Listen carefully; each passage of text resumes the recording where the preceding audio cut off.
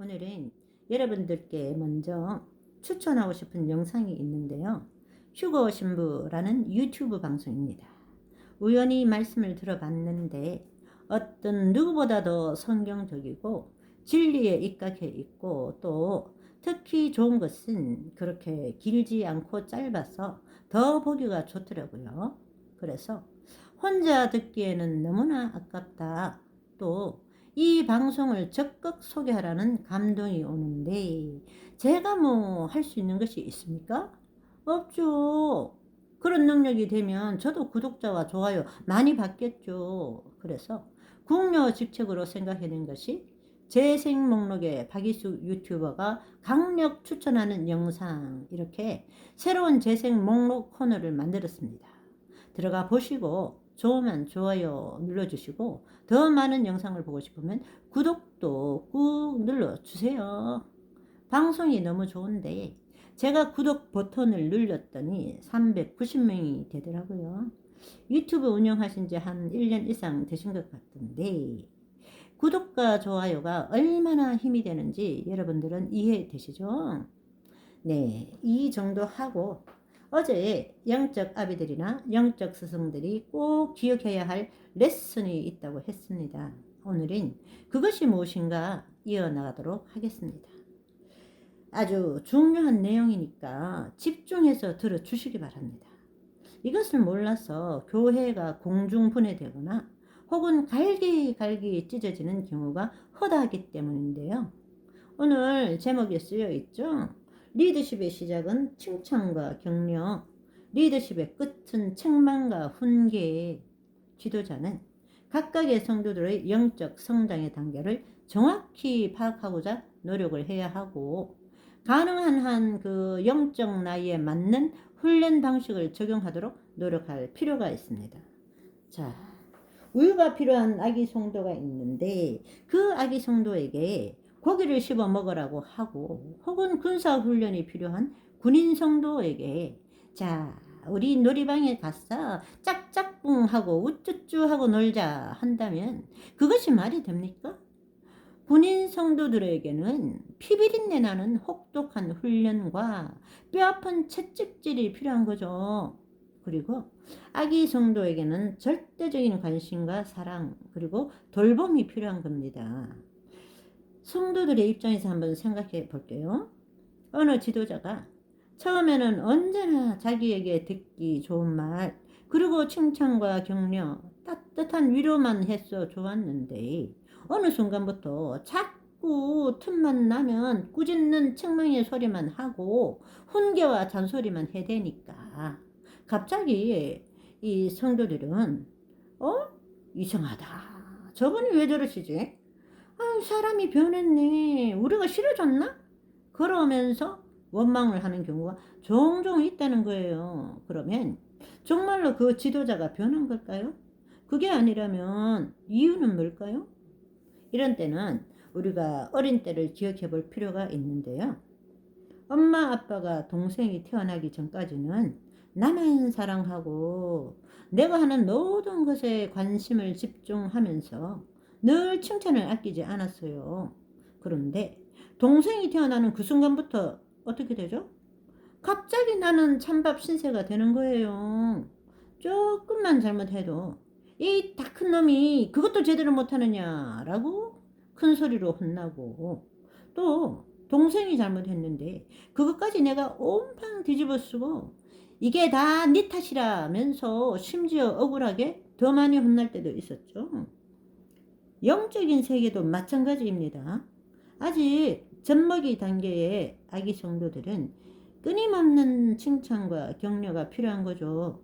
만일 그의 영적인 지도자가 책망을 한번 했는데 감정이 상해서 그 사람 그렇게 안 봤는데 내가 잘못 봐도 한참 잘못 봤네 어쩌네 하면서 화를 주체할 수 없어서 마침내 그것이 관계까지 깨질 정도라면 그 성도는 아직 영적 아기 단계의 상태인 것입니다.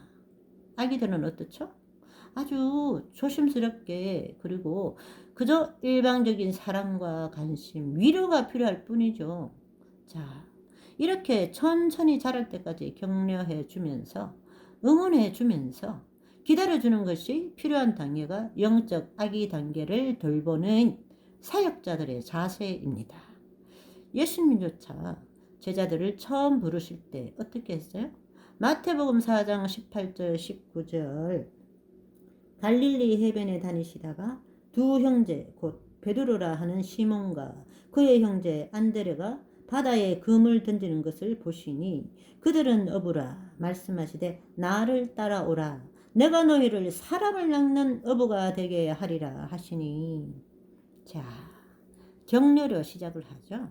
또 요한복음 1장 47절 예수께서 나다나엘이 자기에게 오는 것을 보시고 그를 가리켜 이르시되 보라 이는 참으로 이스라엘 사람이라 그 속에 간사한 것이 없도다. 자, 예수님께서는 제자들을 처음 부르실 때 모두 그들의 단 한 가지의 장점을 보시고 칭찬과 격려를 아끼지 않으셨던 것을 여러분도 기억하시기를 바라요.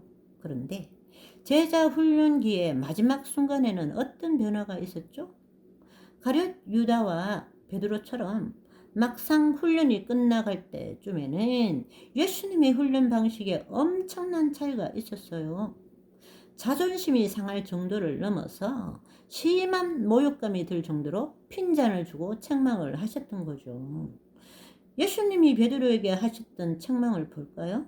마태복음 16장 23절에 사탄아 내 뒤로 물러가라 너는 나를 넘어지게 하는 자로다. 지금 뭐라고 그랬죠? 제자들 중에 가장 나이가 많고 가장 예수님에게 인정받는다고 자부하던 이 베드로에게 사탄이라고 불렀죠. 엄청난 모욕입니다. 또 마가복음 14장에는 예수님의 장례를 준비하는 한 여인의 이야기가 나옵니다. 예수님의 몸에 향유를 붓는 장면이 나오는데 이것을 보고 제자들이 특히 그 중에서도 가룟 유다가 화를 내게 됐죠. 아니 이 비싼 향유를 팔아서 가난한 자들에게 나누어 주면 오죽 좋겠어? 아니 이걸 갖다가 여기다가 깨뜨린단 말이야?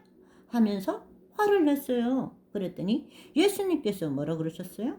마가복음 14장 6절 7절에 가만두라 너희가 어찌하여 그를 괴롭게 하느냐 가난한 자들은 항상 너희와 함께 있거니와 나는 항상 함께 있지 아니하리라. 자, 이 앞부분에서는 이 이야기를 누가 했는지 누가 주동했는지 정확히 나와 있지 않아요. 그러나 제자들에 대한 이 책망 후에 바로 14장 10절에 무슨 일이 있었는지 읽어볼게요. 12 중에 하나인 가룟 유다가 예수를 넘겨주려고 대제사장들에게 감히 무슨 말인가요? 이 예수님의 책망에 자존심이 상하다 못해서 분개했어. 마침내 예수님을 팔아버릴 결심까지 한 사람이 누구였다? 바로 가룟 유다였다. 이렇게 가룟 유다는 스승인 예수님의 책망을 듣고 바로 예수님을 팔아버리려는 계획을 실행에 옮기기까지 한 거죠. 이처럼 책망과 훈계는요. 하나님이신 예수님조차 인간으로 오셨을 때 3년 반 동안 키우셨던 제자들 중에서 십자가까지 따라간 사람이 유일하게 사도 요한 한 사람일 정도로 배신당하신 이유 중에 하나가 되기도 했습니다.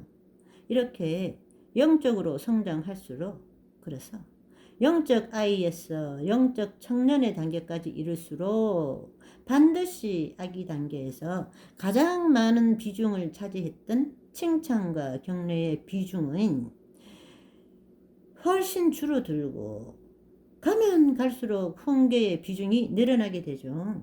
이 훈련의 원칙은 매우 중요하니까 반드시 숙지하시는 저와 여러분이 되시기를 소망합니다.